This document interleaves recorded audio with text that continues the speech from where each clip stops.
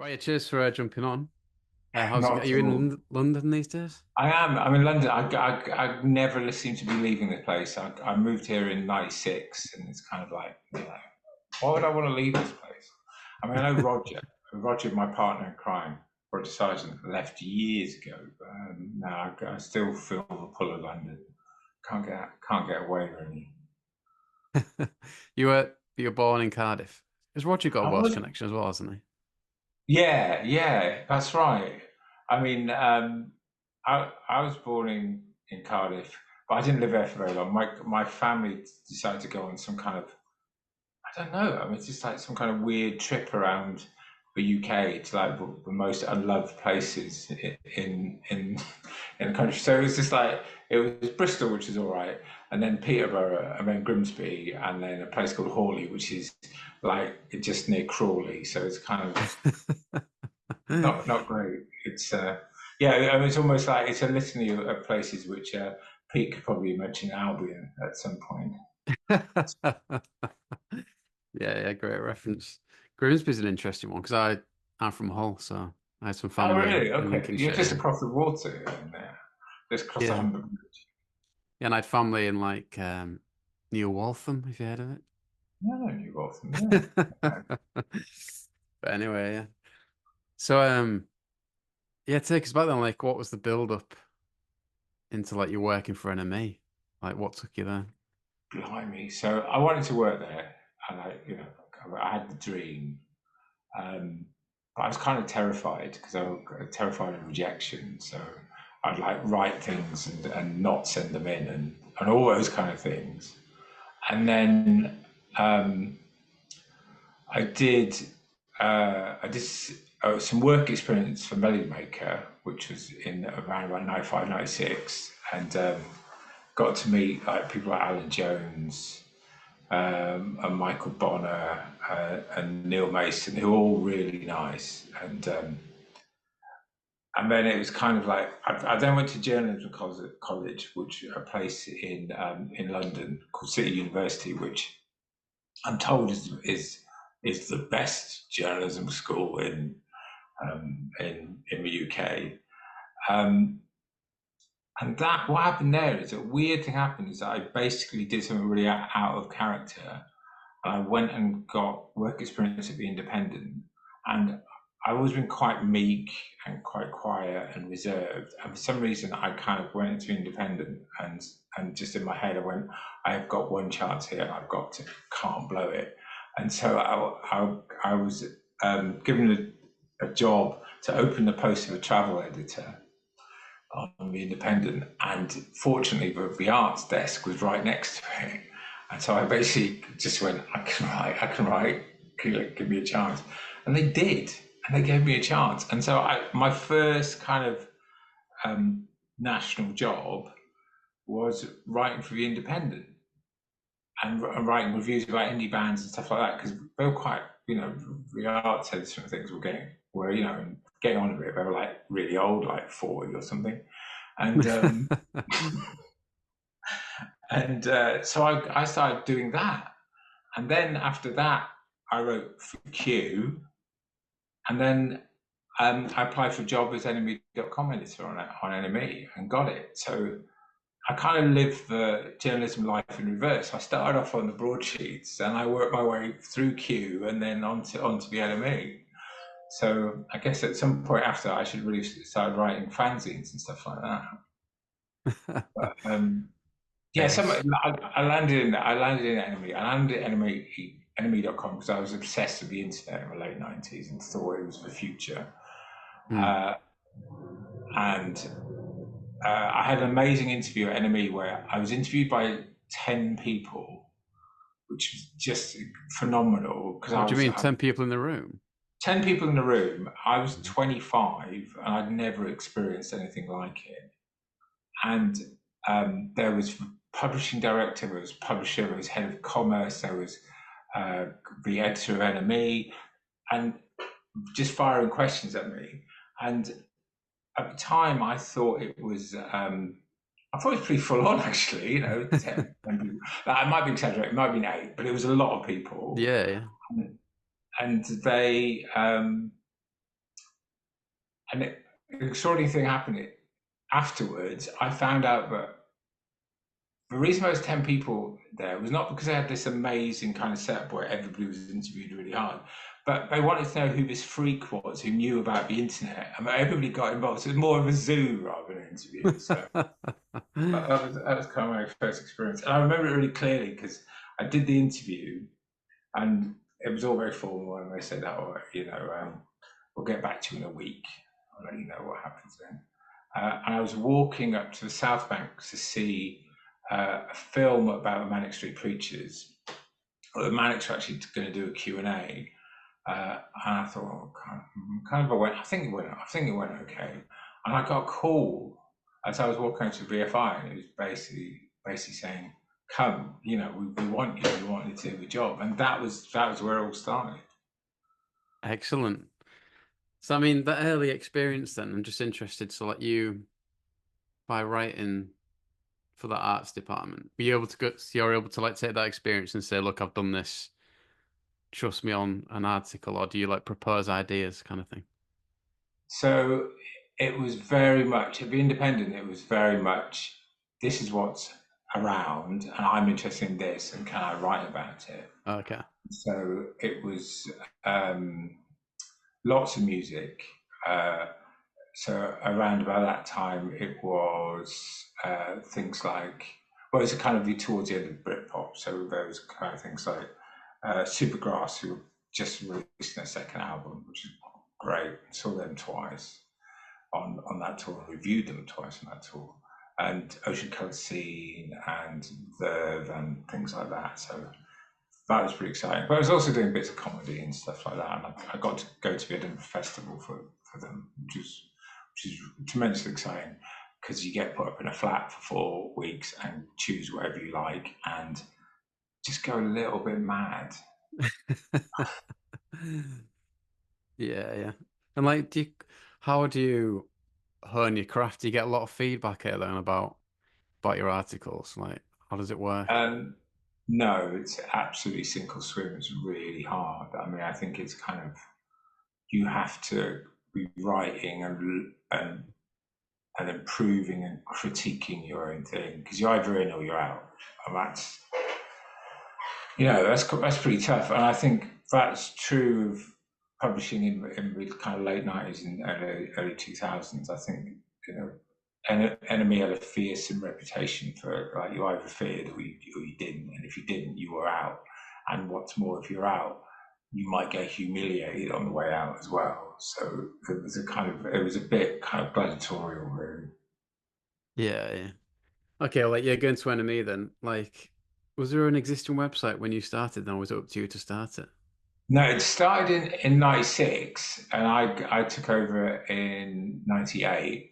But it was kind of it didn't really know what it was doing. It was kind of slightly all over the place, and I knew the good things about the internet is you could write about stuff straight away, and you could just get it out there straight away. And so being on being very much writing things as it happened, and this sounds really weird, but not waiting a week to write stuff, but writing it straight away, uh, and getting that discipline. So I've really built up a news team there and really got it moving, and we and also starting to bring in things like video and downloads, MP3 downloads and stuff. I know it all sounds really ancient, but at the time it was really exciting, and we were doing stuff which we didn't think anybody else was doing. Which I guess we weren't. I mean, we did the UK's first webcast, as they used to call it then, which was Suede live in Japan, and it was kind of a bit weird because it was Suede live in Japan, but Suede sent us a video cassette which we encoded and then broadcast over Real Player and put it out and said, "Look, Suede live in Japan," and it actually happened like you know 3 months before, so it wasn't really live. But we made a big song and dance about it and said, at 7 o'clock at this time, we were broadcasting Suede live in Japan. And it was, yeah, as I say, UK's first webcast. and we saw it on a screen around about that size, which for people not watching it is about an inch out square. But God, it was exciting. Yeah, yeah. Yes. So I mean, I've got you to thank for all the there's like a history of NME on NME.com now, isn't there, where you can just search for a band and it'll bring up all the historic articles. So that's saved me a few times. Yeah, I mean, it was, and bizarrely, when I arrived, we weren't even doing that. We were just publishing it and chucking it away. And it was just like, God, you can't throw stuff away. We've got to make sure that people can still find it. So I was really pleased to get that. But I mean, it was Wild West times. We could do what we liked. It was really, really exciting. Um, but, there's people like Tommy Udo, who's passed away now, sadly, and Neil Mason, and just a great team who were really into it and wanted to try stuff out. Yeah, yeah. So was it, in terms of like ad revenue and stuff at the time, did it become like important pretty quickly in terms of that? Yeah, we did okay. I mean, I think we got very ambitious and we grew quite quickly. The ad revenue didn't come in as fast as we wanted, so we had scaling back in around about 2002, which is a key date in music, obviously, as we know. know. Um, It was doing okay, and ticket revenue was quite good actually, because we had this amazing situation where we would announce a tour and you could buy tickets straight away. So you could buy tickets from the NME page, and so if like say back then it was I don't know, Coldplay went on tour, would have it, and you could buy tickets straight away, and so NME was doing quite well in revenue, and then all the ticket suppliers got wise to it and they went, okay, what we're going to start doing is announcing the tour on a Monday and the tickets go on sale on a Friday. And so all that kind of bit where people just go, oh, I've got to buy them straight away, disappeared and all just went to, Ticketmaster. Ah, okay. So for a brief moment, it looked like NME as a business was going to be a huge seller of tickets, but sadly it didn't work out. Ah, fair play. And what about you personally then? Like, what bands were you bang into when you first started Enemy? Was it the Britpop bands?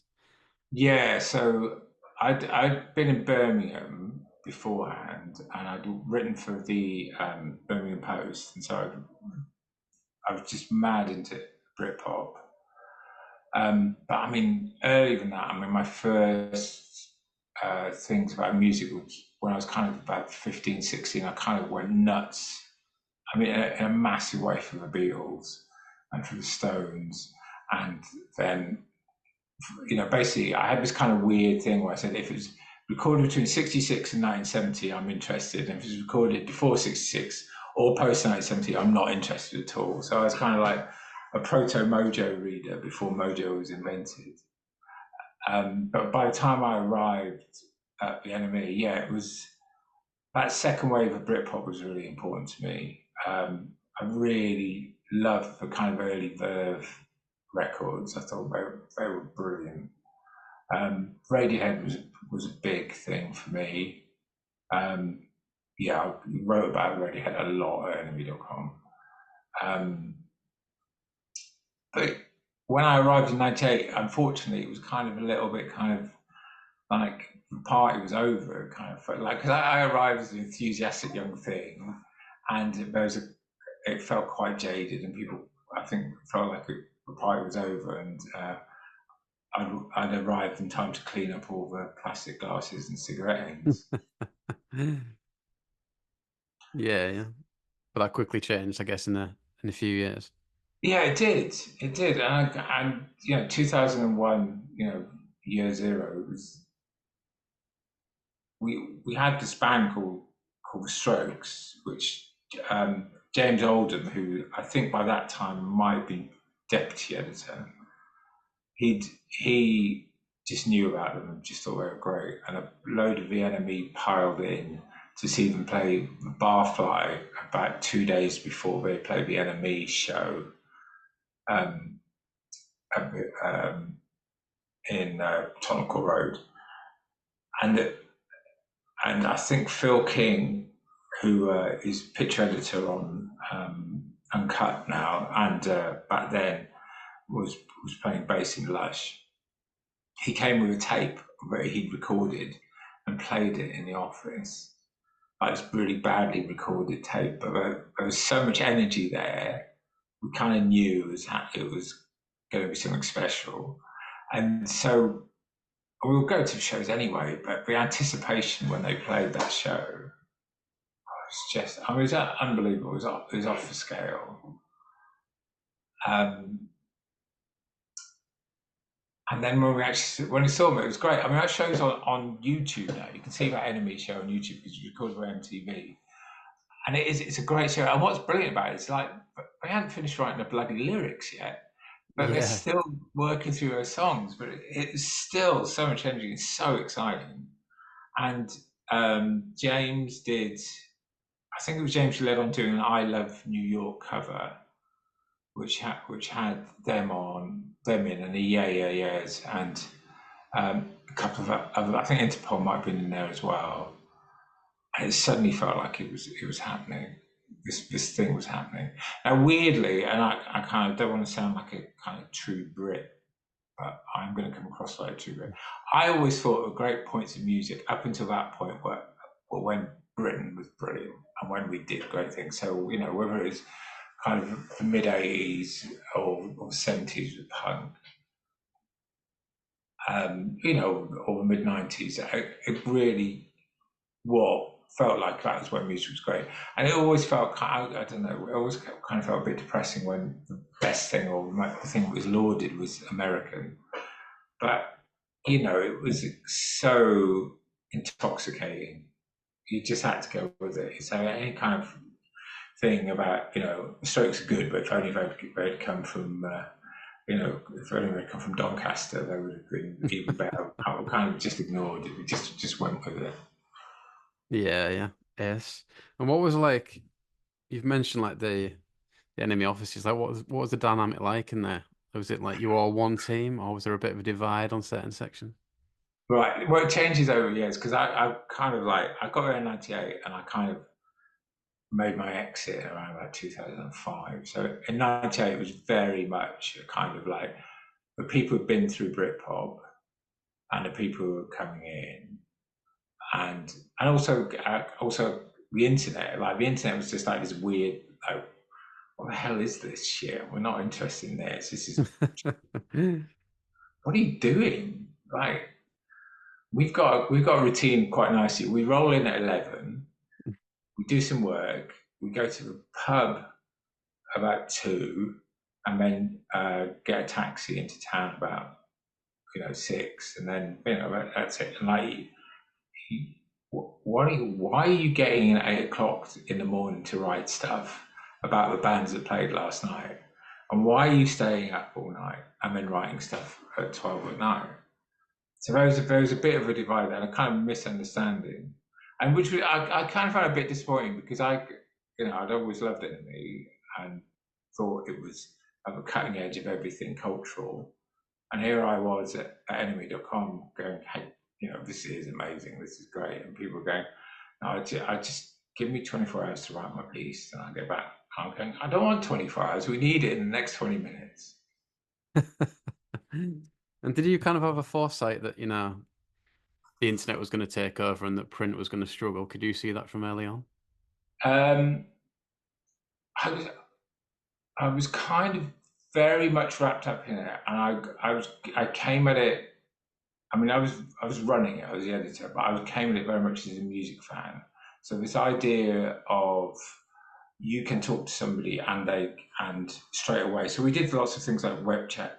So people like Elliot Smith, like, I'm sitting with Elliot Smith and asking questions that you're typing into a computer straight away. I'm asking him straight away, and when I do a video interview, all that would seem impossibly exciting, and why would we not do it? Um, and it felt like it was the future. And would it make money? Of course, it would make money. That's not my problem. Is I'm editorial. You over there, the advertising department, you make money. I will just make sure we get the best possible stuff for a music fan you possibly can, and that and that was very much what was driving me.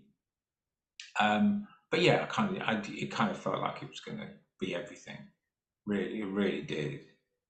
Um, but I felt we were going to lead NME into a kind of great future. And you know, I was young, but I was looking at other people and just going, why aren't you any good?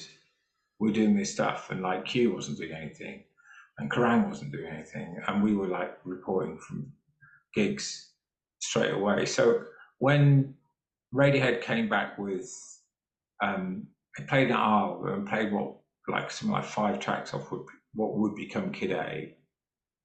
And I didn't do this very often, but I went, I'm the boss. I'm going to Arles, and I'm gonna report from Arles on Radiohead's gig. But I didn't just report on it. I filed 4 reports before I even got on stage, talking about the atmosphere and how people felt about it, and the fact that I'd seen people. And then within two songs, I filed copy from there. And this sounds like really easy and obvious now, but back then it was bloody hard because you couldn't actually file it on the phone because iPhones didn't exist.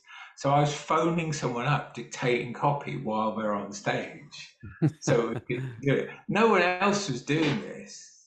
No one else was doing it, and we were doing it because it felt like everybody wanted to know what Radiohead was going to sound like after OK Computer, and it felt really important. So yeah, we would absolutely do it, and we even published photos, which I looked at recently because we had a digital camera which probably cost about £5,000 or something like that, and it produced postage stamp size images which we posted the same night, and you know, they weren't for worth £5,000, but we got the stuff up there, and also got we got the set list up there. We actually put a copy of the set list up the same night, which is photographed there. You cannot be. NME is famous, I guess, for having this weird relationship with music fans. It's very much a love-hate relationship because people who love bands just go, oh, the enemy just don't get it. You don't get it like we do, and you kind of build them up and knock them down, all that kind of stuff. But when we published that stuff about Radiohead, the outpouring of love was like something I'd never seen before. It really was. Yeah, yes. And is that why it says you became Europe's most visited music news website Yeah, while you were there? Is that yeah, that's because right. you were pushing it a lot more than other people, do you think?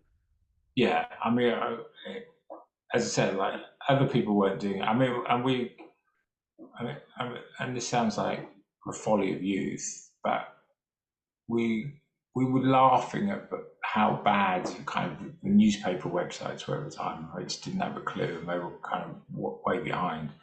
And we were doing things like video and web chats and news, and and people loved it. I really loved it.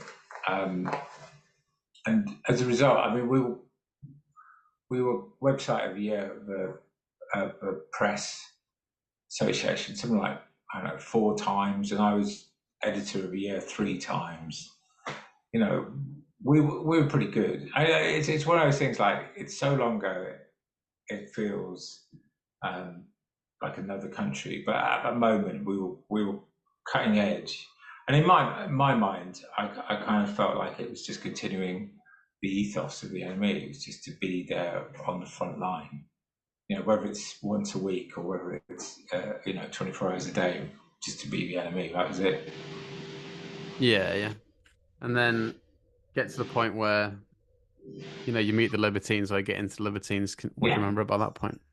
Well, well, that was quite a thing. So I was, as I mentioned before, uh, we with NME, like the money wasn't coming in as fast as it could do, so it was scaled back. And I was offered the opportunity to become reviews editor, which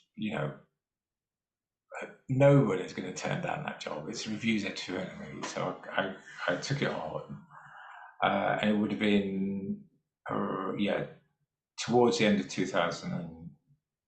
2, I think. And rather like with NME, I just wanted, with NME.com, I just wanted to do something exciting and different. And I'd always wanted to be right in the middle of something really interesting and exciting with great music. And I thought that Radiohead might be it, and they were, they're great, obviously. But I went and saw the Libertines. It was headlined by Libertines, and the Libertines were second on the bill. It was the NME 50th anniversary show in 2002. It was at the Barfly, and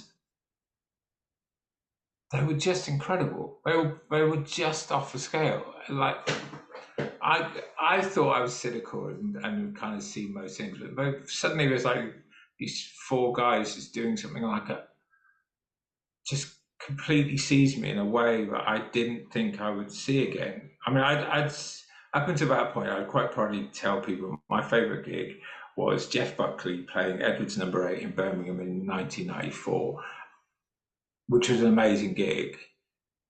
And I kind of thought that was the peak. And then seeing them, it just changed everything. I did something really, really weird, and I don't know why I'm going to share this with you, but I'll share it with you anyway. So I saw them, and they were brilliant. And my girlfriend at the time, now my wife, and I would just kind of, this is just great. And so I went into Connor's office, Connor McNicholas, who's the editor of NME, and I said, I want a day off tomorrow. And he went, yeah, okay, I suppose you can have this short notice, you can have a day off tomorrow. What are you doing? And I said, I'm going to go to Bristol to see the next date of the NME tour because I want to go and see the Libertines.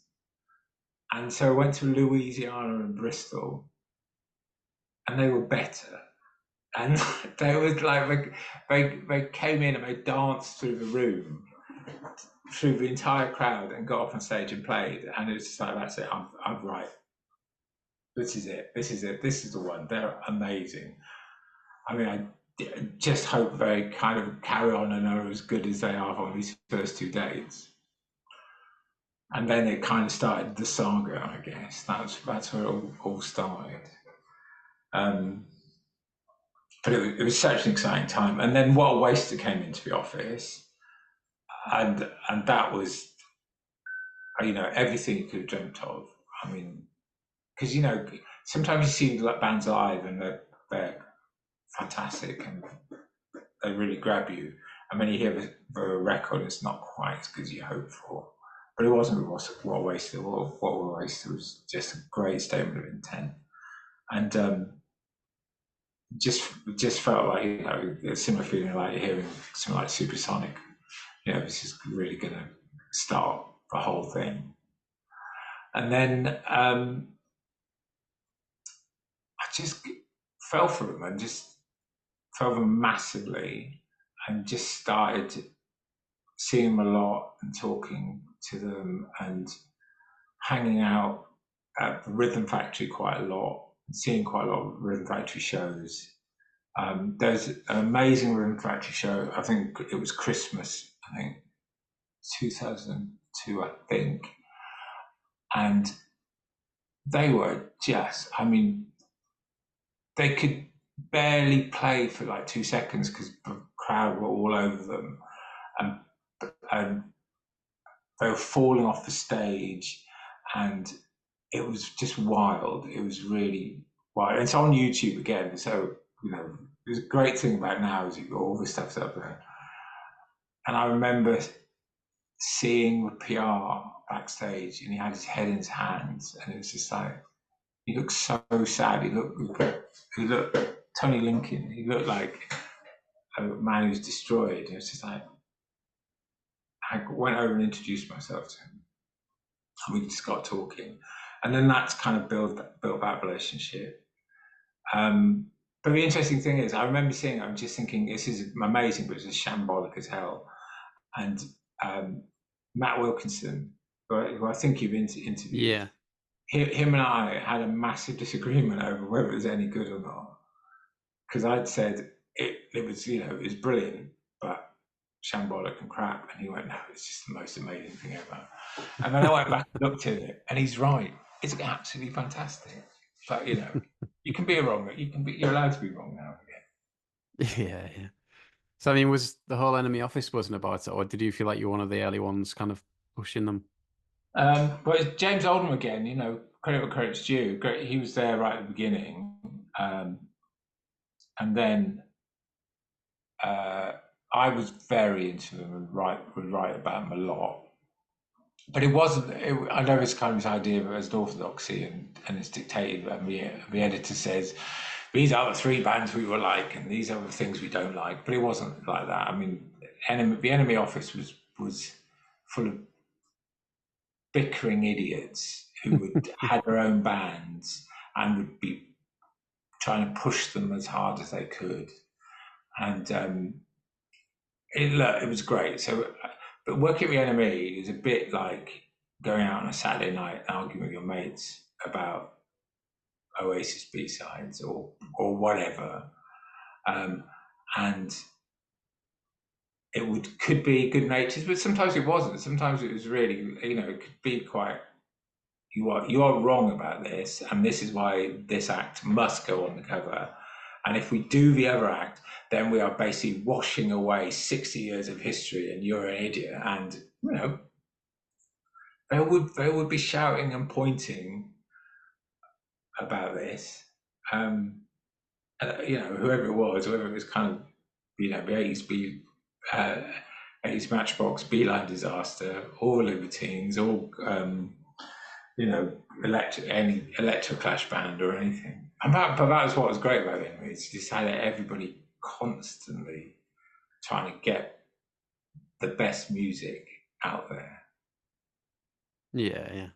I mean, that's how Connor described the coolest getting decided would be like a group of people in the pub arguing, basically. Oh, it was, yeah. I mean, I think the coolest was kind of brilliant, but also, I mean, obviously ridiculous. God, it meant so much to people, honestly. Like, even in the way people would disparage it, it clearly meant a lot. So even people say this is meaningless, and it's meaningless for X, Y, and Z reasons. And it's like, yeah, but you've just spent like half an hour explaining why it's meaningless. So, kind of got across in a way. Yeah, Um, yeah, coolest is fun. It really was. Lots of fun. yeah. And then another fun event must have been the NME Awards. It always Yeah. fascinated me. It must have been like some of the best nights going. Yeah, it was great. I mean, I went to NME Awards from something like 98 to 2009, 10, or whatever. It was roughly 10 years. And they were just great events because people would go out of their way to do special collaborations, have special things. But it was when stuff kicked off. That was when it was really good. Um, so, oh god, actually being unpredictable stuff, not just when it kicked off. So I think what Libertines doing the poem was just amazing. And that really was, and I didn't expect it. I didn't see it coming, and myself and Steve Sutherland, who's the ex-editor of NME, but still had a very kind of big presence on NME, he'd never really got them. And I just remember at the end of that evening, he kind of collared me and in a very polite but slightly drunk way said, I get it now. I get it. They're amazing. I get it. I was just like, well, I did tell you. Yes. And then just going back to your role as reviews editor, like what exactly does that entail? Does that mean you have the pick of the bunch of what you're reviewing and you kind of delegating who's going where kind of thing? Yeah, so um, I was very much on a mission when I arrived because I thought we were not doing the job we needed to do when I arrived. So when I arrived, the longest review was like 500 words, and I felt the music was around them was much more important. And so I I introduced a spread in those 1,200 words, which is like two and a half times what was written before about the lead album. So whether it was Interpol one week or Franz Ferdinand or the others, it was things that I felt culturally significant and really wanted to explore that. So picking for things and picking things I felt were important and assigning those to people. And there's a really interesting thing about reviews editing, which I think there's different ways of doing it. There's kind of one way where you kind of chuck it out to everybody and kind of it all comes back and you kind of work out how it is. And there's another way where you just go, this person is brilliant at writing about this, and I will give that to them. And this person is brilliant at writing about this, I'll give that to them. And that always that kind of worked for me. And the kind of reviewing I really liked was the kind of reviewing which had ideas in. We talked about culture now and people's place in it. But I think for me, look, things like having kind of leading with Franz Ferdinand, all the others were great. But I remember one particular occasion where I can't actually remember what the lead review, but it's supposed to be quite important. And I had a demo CD arrive on my desk, and I had loads of demos, and demos, like, no disrespect, but generally they're not good enough to even get a review. But this one was just amazing. It was out of Southeast London, and it was a compilation of 10 things, and it had, I'd say about half of it was great, and that's really weird and rare. And it had Block Party on, who weren't signed at that point, and it had Art Brut on as well, who also weren't signed at that point. And so I pulled the lead review and put it in, and this became the lead review, and I wrote it because I was, actually that's not even true. I gave it to somebody else to write and said, you've got to hear this, it's really good. But the point is, I made it lead, and that feeling that you might make a difference and people might listen to these bands and might go and buy this demo CD, that was pretty good. That was a good one. So we were quite early on there, both Block Party and Art Brut, I have to say. Yeah. And it's interesting you mentioned Block Party because I spoke to Matt Tong yesterday. Oh wow! How is he? Yeah, he's good, yeah. And he brought up a thing about album of the year in 2005. Is that something you'd have been overseeing? Yeah, that was me. That was me. Because he reckons there was a bit of a controversy over. He thinks. Right. Go on, you tell me what Matt thinks. I'll tell you. I'll tell you the truth because I was there. Go on. Well, Block Party won the best album of 2005, but he said the shine was taken off it because it came out that Arcade Fire was supposed to win it, but like last minute someone made that switch to Block Party because they wanted it to be someone British. No, Is that right. That's true? bullshit. No. Right. This is what happened, and this is for God's honest truth. There was the freelancers were polled and were asked what their albums of the year was, and that list was put together, and then the advertising department came in and said, "Okay, we're looking for advertising. Can you give us an idea of what's going to be in the end of year poll?" And so it was sent over to the advertising department. This is kind of like the state of play, but there was no staffers in that list who'd voted at that point. And if memory serves, I think Arcade Fire might be number one for freelancers, and Block Party were number two. And so somebody obviously decided that this was kind of big news, that the poll was being bent. But it wasn't being bent, it was just wasn't finished. And so, I wish it I wish there was a panorama program about it and a great uncovering of this terrible thing had happened, but it's much more mundane than that. It was unfinished, and it was kind of who can we phone up to get advertising for the back page. So, Oh, okay. but I feel sorry for Matt Tom because obviously that kind of thing is not fair because they legitimately earned that. Yeah. So it's more of like a draft list that just got right. Okay. it wasn't in the draft. It wasn't finished. Yeah, yeah. Right, fair play. And so in jet, Sorry, I know it's just far more boring than. no, I found it interesting. Like it's much more of a democratic thing than like the coolest type thing.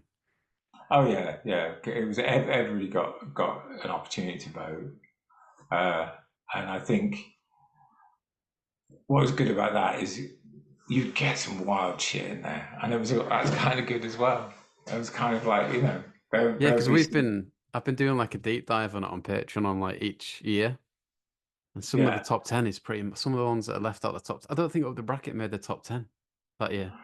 Yeah, yeah, but this is the thing, like about Libertines, it divided. The Libertines really divided opinion. I mean, people despised them. Like some people despise them. I remember, I think the Guardian ran a piece about basically saying that is it. The NME was now bankrupt and gone because they were covering this third-rate jam copies, but they didn't get it. And it's like that was a great thing about it, and I don't think people realise in the broader media, but it felt like we had a cultural and generational divide again because it felt like there was a consensus emerging kind of after Britpop. But everybody liked Britpop, but then there's bands coming through which people were upset about and were just not really getting, and I kind of like that. Yeah, as in, I asked Connor about like this idea of like glorifying the Libertines' antics, and he was like, "Well, that's just rock and roll." But did some people have a bit of a different view on that? I mean, it was that was a tough time. Like it was, because I was in there and kind of out and seeing things were happening, and you have a responsibility to write about certain things, but not write about others. I mean, it was all about the music for me, all about occasions for celebration of great music. But when you're watching the wheels come off, it's kind of have to question yourself every day as whether or not you're doing the right thing. I mean, there's a romanticism at the heart of Libertines. There's no getting away from it. But it's just like Pete and Carl's relationship, and the wider brand make it something special. Um, but does that romanticism kind of whitewash, the darker parts of it? So yeah, no, it was tough. It really was. Yeah, yeah. And then just briefly going back to the reviews part because just interested when the likes of Mark Beaumont like file a review and give is it 10,000 things like 1 out of 10, Yeah, and like yeah. basically I mean I've not spoken to them directly, but people like the Paddingtons killed their career.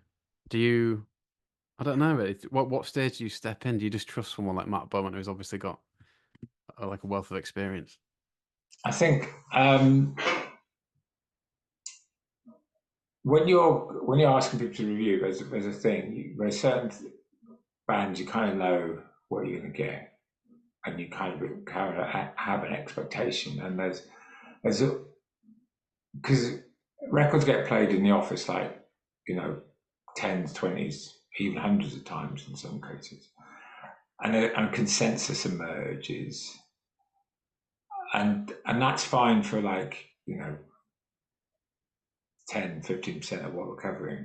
But for everything else, it's kind of a bit of a free for all. It is kind of you can say what you like about X, Y, and Z, and 10,000 things I get got caught in that crossfire. But I think ultimately that's a review of that reviewer, and like, is it for me to say no? It shouldn't be a 1 out of 10 album. It should be, it needs to be bumped up to 6 or 7. And, I guess not really, because apart from anything else, that would make me some kind of weird monomaniac who wants to control the way people think. I mean, don't want to do that. Yeah, yeah. I mean, Connor said he would sometimes get involved if There's like a cover coming up with a certain band, and he'd want to like bump up the rating slightly. Is that right? Right, let me tell you a story, and he may not remember this, but you're going to like this one. Right, well, we had a band who were quite with a lead singer, um, and they were supposed to be on the NME tour. They were leading the NME tour. The band is the Raconteurs. It was Jack White's band, and people were going nuts for him. I don't know if you remember this. Steady as She Goes was a great single, Yeah, I but remember those first few singles. Yeah. the record was kind of okay. It was like really okay. Although Mojo, who we normally respect, normally made it their album of the year. I'm not sure that's something they'd stick by now. But it came in, and I thought it was okay and not that good. So I gave it to Rob Fitzpatrick, who's a great writer and has got good insight. And he came back, and this review is online still, so please read it. It is a masterclass in reviewing. It's absolutely incredible. 7 out of 10. Maybe being 6. It was not, and so Connor called me into his office and said, "What about this?" And I said, "It's an okay record. It's not that great. 6 or 7 out of 10." And he went, "Okay, fair play." So we published it, and they pulled the tour. They pulled the tour. Really? Wow. And so this whole kind of idea of kind of being a Machiavellian thing where people are controlling the message and stuff. We reviews department blew up an NME tour because we wanted to write what was right while Mojo was wallowing in it, But do read the review; it's brilliant. It's really, really good. Yeah, I mean that's fascinating. That wow. I suppose it must be quite. Yeah, well, you must reflect on it and think, yeah, we did well, like held our integrity or whatever. Yeah, completely, and it's got jokes in as well, which makes it even better. Yeah, we nailed it. We nailed it completely. Oh, not we. Rob Fitzpatrick nailed it completely. Absolutely, it's sheer unabased averageness. He absolutely captured. Yes. Okay, then let's move on to your kind of personal relationship with Libertines then. Um, were you closer with them than other bands, or how did it work? Good question. So I was closer to them, and that was driven by me. It was driven by the fact they played loads of gigs, right? That's one thing. They played tons of gigs, and you could go and see them, and they'd be different every night. And so I went a lot of times to see the Libertines,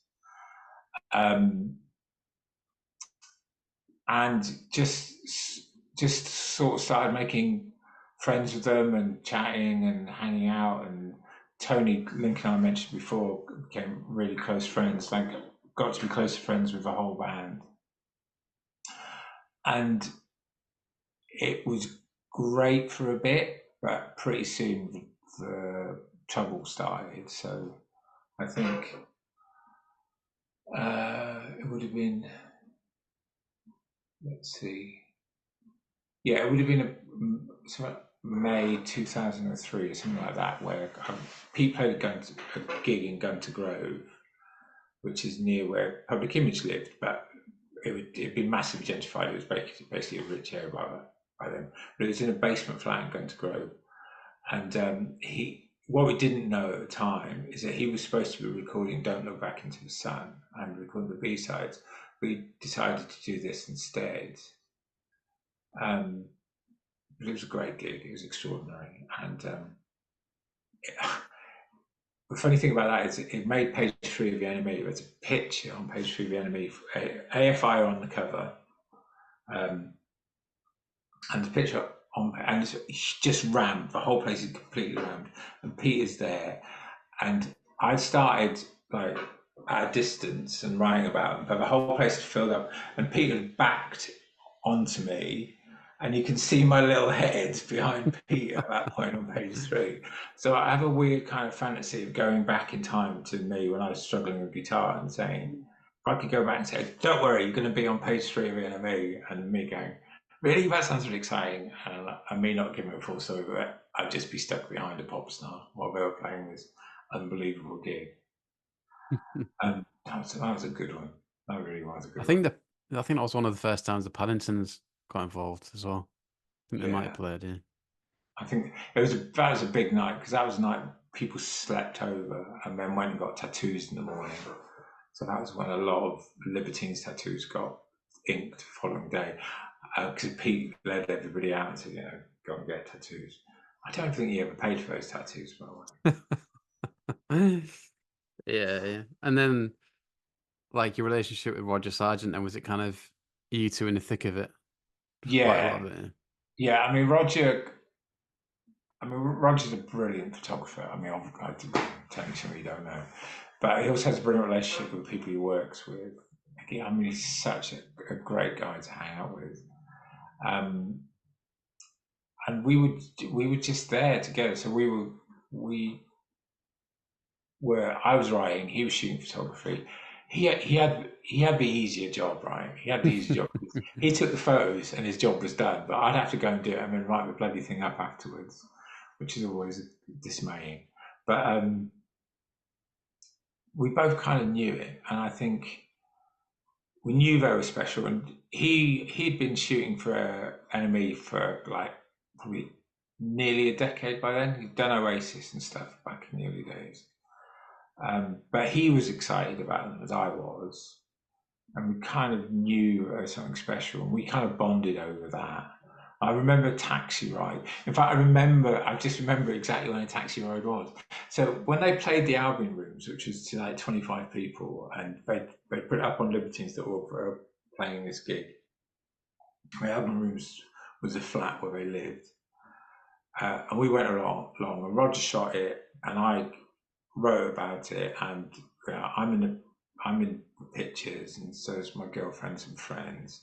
And it was great. It was a really good night, and it was the one the police broke up, and just that Mm. brilliant bit where the police at the door, and they start doing Guns of Brixton, which is obviously all about police kicking in your door, and it's just like, what a moment! It was just unbelievable. But on the way, we then headed into Camden, and we shared a taxi, and Roger and I were talking. I just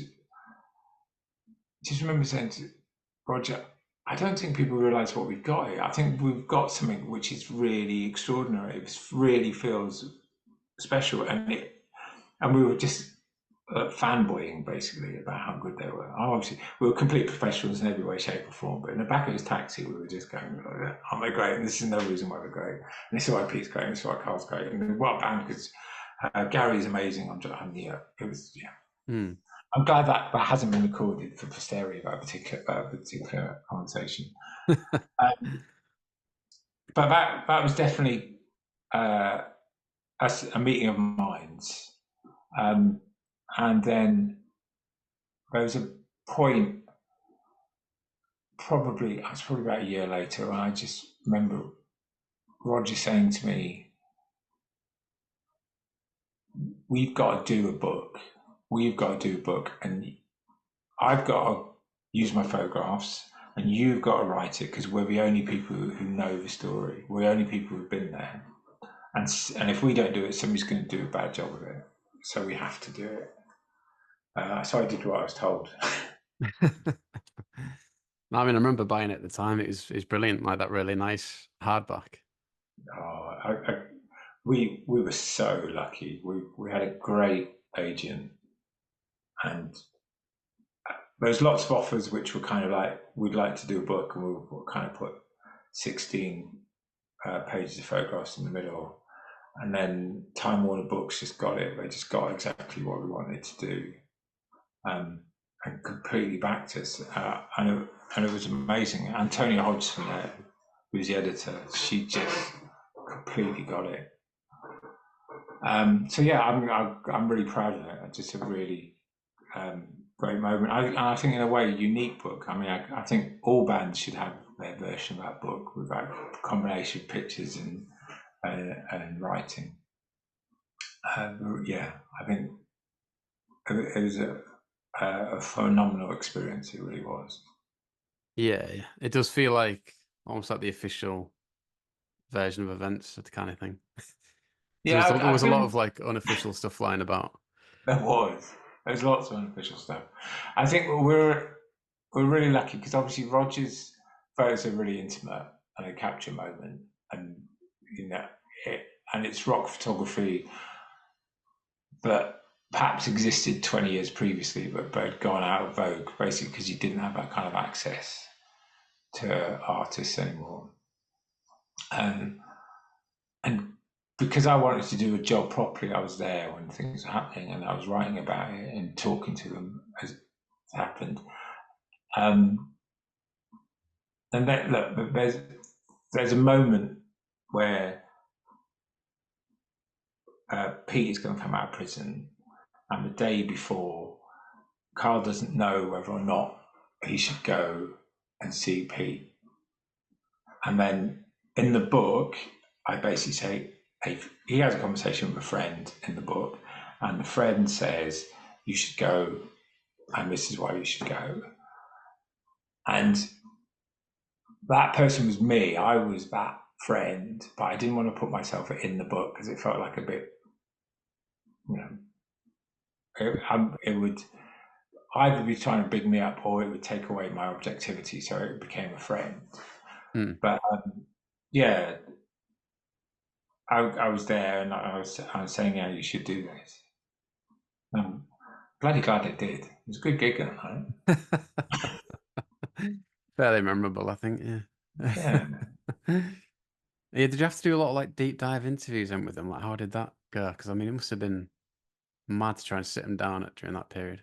Oh, it's insane trying to get hold of them. It was so like, and you just go. There would just be this whole pantomime where you go right. The interview is at 8 o'clock, and you go at 8 o'clock, and then we're going to play the gig, and obviously it would never be 8 o'clock, and then it would go through to it would be 1 or 2 in the morning, and then you would just like carry on and you do it then.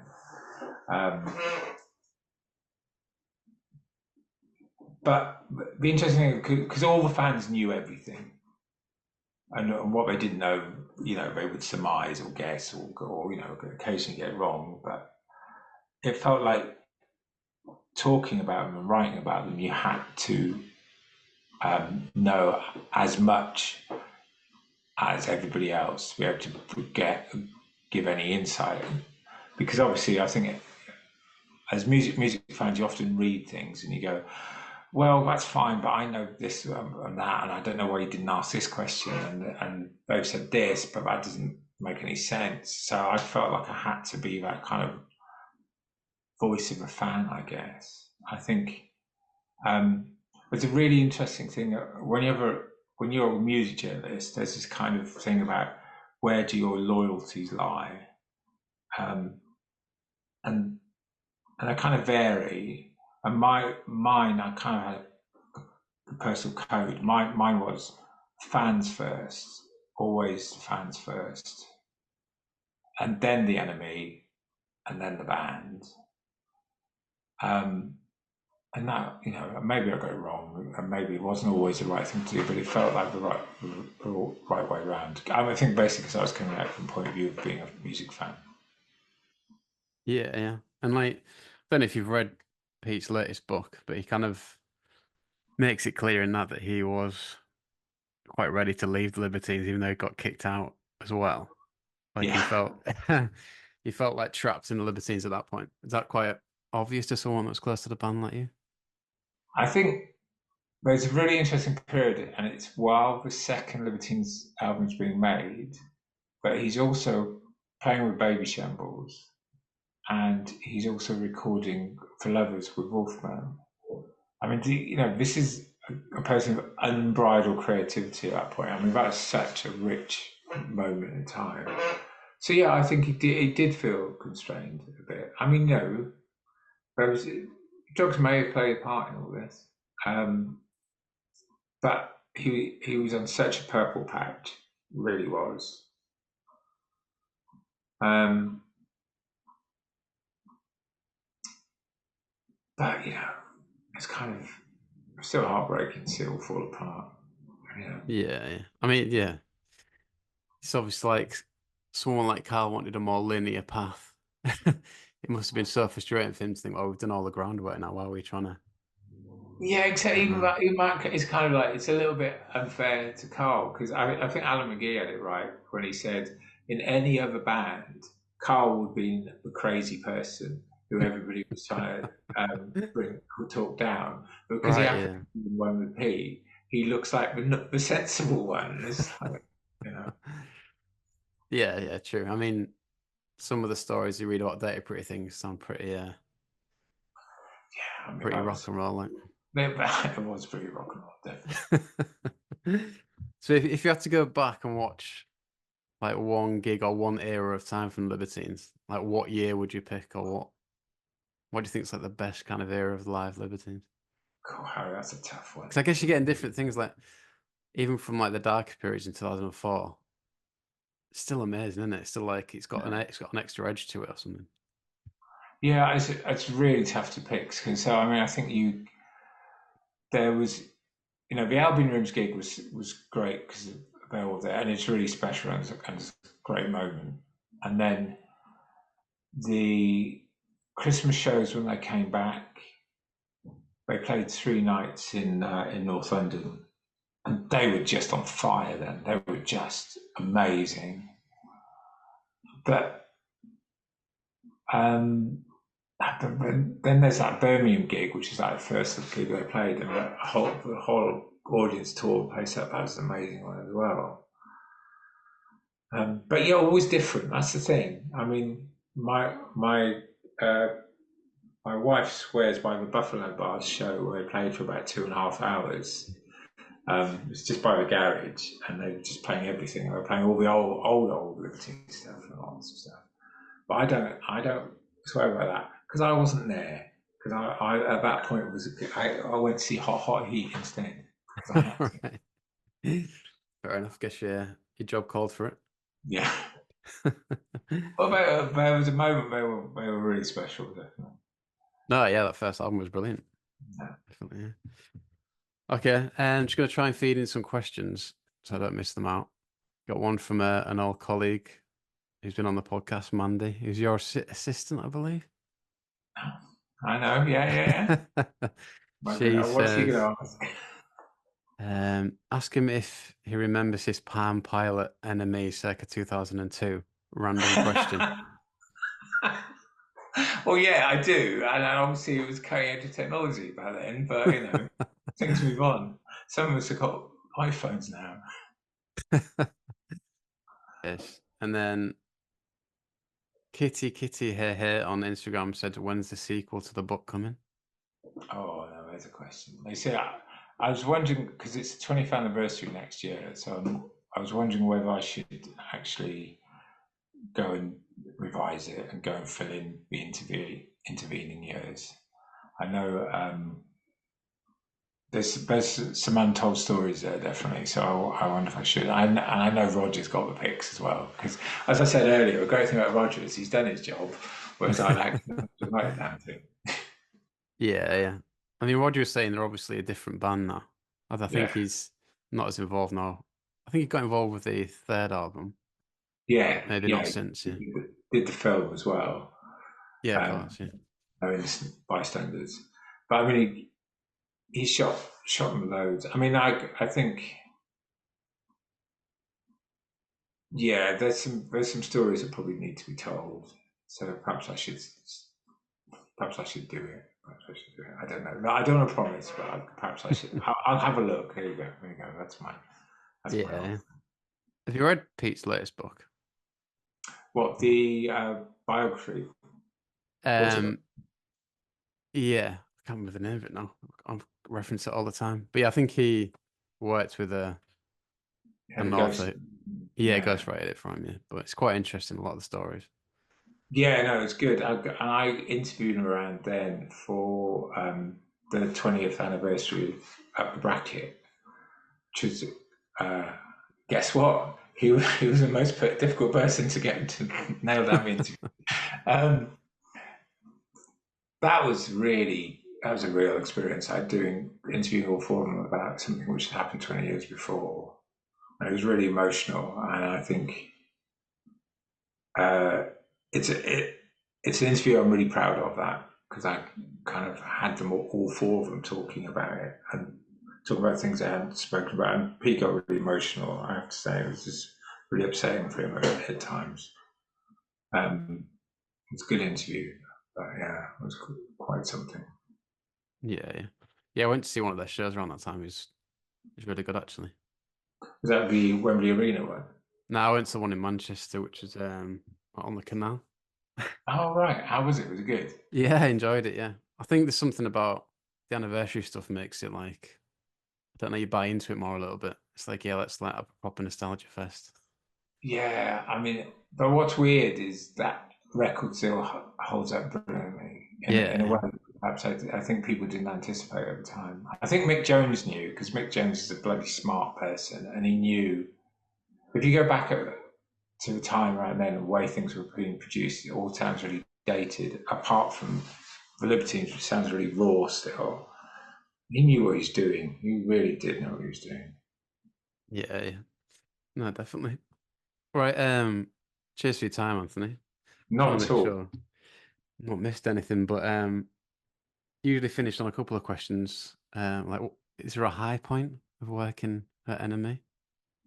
God, so many. It was really, really lots and lots. I mean, I think um, those miserable bastards at NME when the book went top 10, they stood up and gave me a round of applause, which is completely out of character. So that was quite nice. Um, but just, but just the whole thing, just to have been part of something that was exciting, especially having been told, been constantly told that you've missed all the best music ever, to actually be part of something like that was really good. Yeah, I think just generally, I guess the experience was great, and I mean, to make it really mundane, just arguing about music as a job is like the best job in the world. It really is. Yeah, yeah. It's interesting though that like, yeah, you getting told you'd missed out because I guess people are kind of saying a similar thing at the minute where they can't see, something as electric as the 2000s happening again. But how do you see it? I mean, Is this it is what people always say? it's what people always say. Yeah, Yeah, it's like always, and it's just ridiculous. And it's completely, obviously not true. I mean, it's even now. God, there's lots of great. I mean, like if I was 16, I'd be following Fontaine's DC around right now just because they're just making great records. Well, I haven't heard the new one. I assume the new one's good as well. There are still artists to kind of lose your shit over, definitely, and I think there always will be.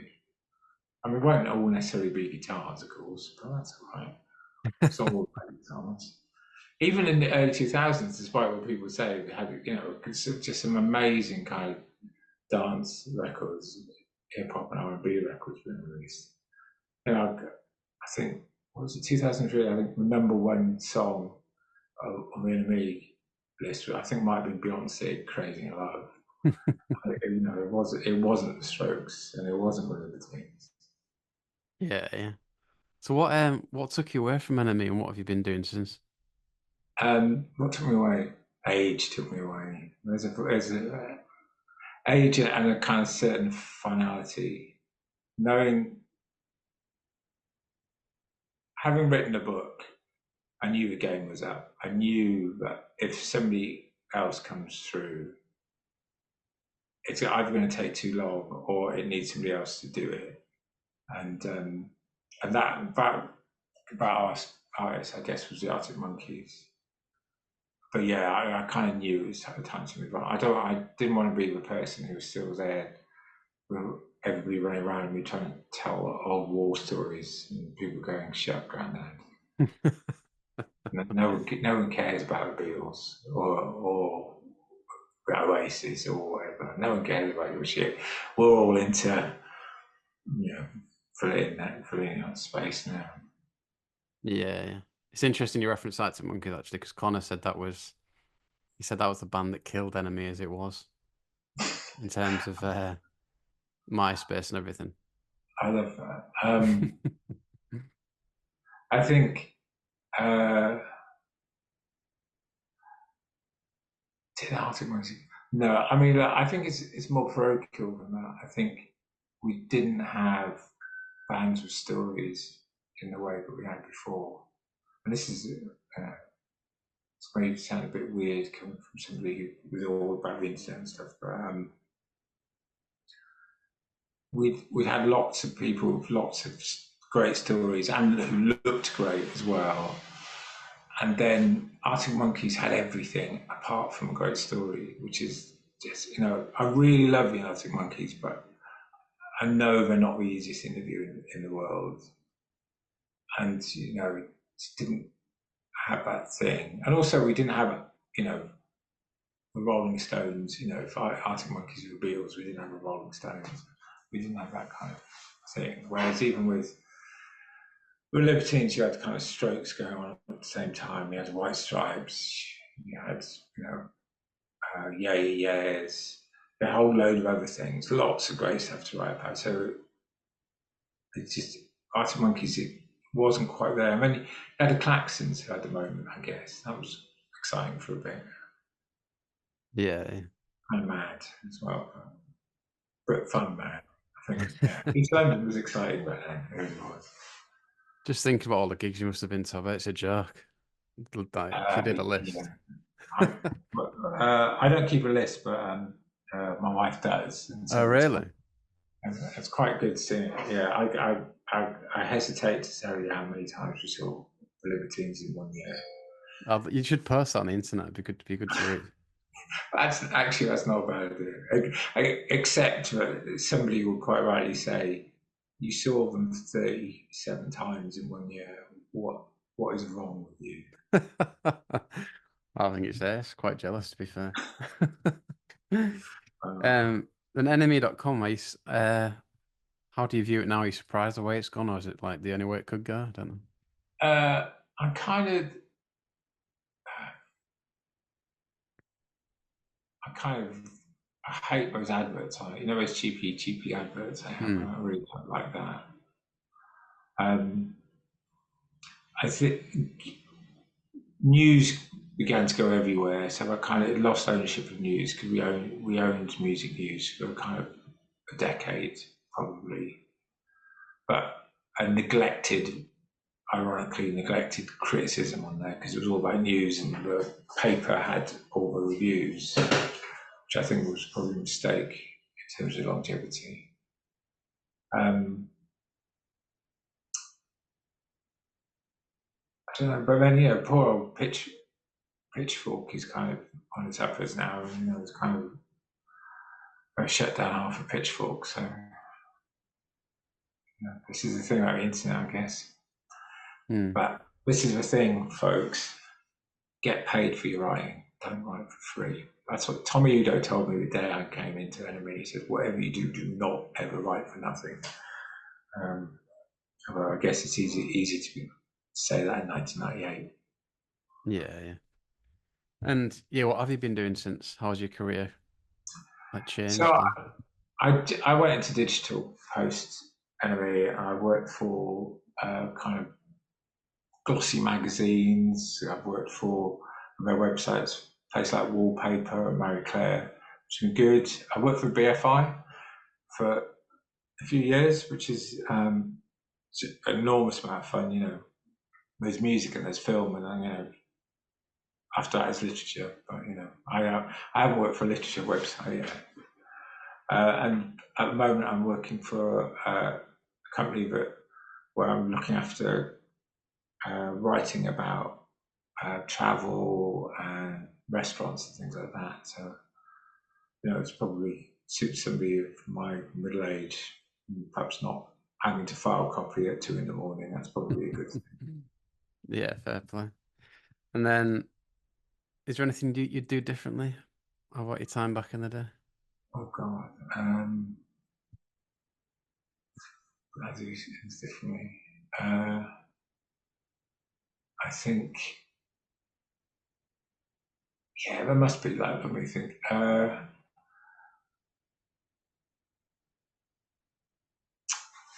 would I do differently?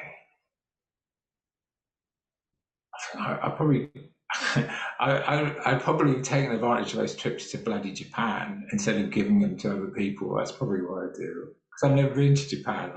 Handed out trips as reviews editors. So I'd probably do that. So that's really selfish. But I wasn't selfish at the time, so what can I say? I'd definitely do that differently from a personal point of view. Was there quite a lot of yeah? That's just review. I'm thinking was there quite a lot of money flying about for like sending people to do interviews and reviews? Yeah, there was, and you know, you get phoned up by Icelandic Airways who are sponsoring, a festival in Iceland, and go, "Do you want to go to this?" And I would dutifully go, "Who's the best person to go and review these bands?" Right, I'll go and send that person to it instead of going, "I quite fancy going to Iceland." But there was lots of it. There was lots of. I don't want to sound like, I had a few tips, but I think Japan would be a good one for me. Um, I think I probably, if I had my time over, I would probably try and go out even more, which if that's possible, probably, that would be good because they were good times, and they were, probably go to trash a few more times as well. Um, yeah, yeah, probably go out even more because you can do that then. Yeah, yeah, fair play. And then I'm gonna put you on the spot here, but is can you think of like a funny or memorable story about the Libertines or NME in general to finish on? I Oh, should have right. prepped you on this, sorry. Yeah, no, you should. Let's see. Um, I think that there was a great time when we when Libertines recording second album, and oh god, I'm going to forget his name. Uh, Another Girl, Another Planet, Peter Perrett. Peter Perrett came down to studios. So it's Peter Perrett, and there's Mick Jones, and there's uh, Pete and Carl, and they all stood next to each other. And Peter Perrett is so short that Rogers made him stand on the box to do the photograph. So it all looks quite good, but I know that there's a crate underneath Peter Perrett to make it happen. So that was quite funny. And the same night, I played I played Rhythm Factory, and I was supposed to be interviewing Pete. I and just when the back room of Rhythm Factory is too loud, it's just too damn loud. And so Pete says, "I'll come with me. We'll go and do it where it's quieter." And he gets on a bike, and he rides no-handed and plays a guitar at the same time, which is fucking astonishing piece of skill. And um, Well, whilst chatting to you. yeah, while chatting with me, and I didn't have a camera phone because they didn't exist back then. But I've never seen anything like it. Bloody hell. Really, it really was quite something. Like, God, I wish I had a film of it. It was just amazing. Yeah, yeah, that's brilliant. Okay, mate, nice one. I'm probably gonna kick myself later for something I've missed, but yeah, that was brilliant. Well, look, if there's anything, just drop me a line and give me a call because there's loads of things I probably haven't thought of, which I should let you know. Yeah, yeah, and we'll try and get the live thing sorted if you're up for it. Yeah, definitely. Get me and Roger. Roger will probably be bloody teasing me about something or other as well, so I've got that to look out for. And I enjoy the Guy Apple pick, by the way. I haven't seen that for ages. Yeah, yeah, I was trying to dig for one. And I was like, oh, there's a decent one. It's So I was not gonna put like a caption competition or something. it's not the greatest picture of me. But... I have to say, pictures of me around that time are not fantastic. But yeah, that's Yeah, fair play, mate. Yeah. What would you have been saying to Cat at that point? Do you think? not. At that point, it probably would have been It's like telling. 2004 or something. Yeah, I think it was about the time of Dirty Pretty Things, but undoubtedly he would have been spinning a yarn about the 10 songs he'd just written, all with unbelievable titles, which never came to light. So I'd probably be calling them bullshit. Because I remember one particular one where he told me, like, about the new Libertines album. I dutifully wrote the story up with 12 titles in, and none of them ever appeared. None of them. Yeah, I mean they were funny. I mean that probably maybe that wasn't deliberate, but they would often like tell just daft stories in interviews, weren't they? It was really funny. Oh, they were brilliant. All the stories were so good. You know, right? But they're best when they're together, you know, because they bounce off each other like mad. And so I get actually there you go. If I go back to if there was one thing I would change, it would be doing more interviews with the pair of them when they were like really getting on. Because I did all the fucking grim stuff. I did all the ones where they're falling apart and they're not talking and either one of them is crying. It's just like, yeah, those were tough days. I did the split cover with Pete. You know where there's one at Pete and one at Carl, Hmm. which is a genius idea. Of publishing point of view, is a brilliant idea. I think. I don't know. It might have been Connor, could possibly be. It was a brilliant idea, and I did Pete, and that was a bloody tough one. That was a really really hard one. Still got the tape somewhere. I remember like transcribing that tape. It was just desperate. It was really horrible. So yeah, if I had my time over again, it would just be more similar climbs. Oh, and here's another thing. If I also had my time again, there was one point at the NME Awards where I was supposed to be looking after Pete because uh, Pete was supposed to come, was supposed to play, and the NME powers that be decided that Pete needed a chaperone once he got to near the Hammersmith Palais. And guess who got lumbered with that one? Yours truly. And so your one job is to make sure he gets there on time, which is like, Christ, I can write about indie bands, but you wanted me to do, okay, I'll do it. So anyway, I did it, and it all went well, and it turned up, all that kind of stuff. But I made it into pages of the NME, and somebody took a photograph, and so it's Baby Shambles coming in, and I'm just trailing behind slightly. And the sub editors wrote the caption, Pete is trailed by the ghost of Eric Morecambe. Bastards. Ruthless. Yeah, there you go. And they're supposed to be my friends as well, but there you go.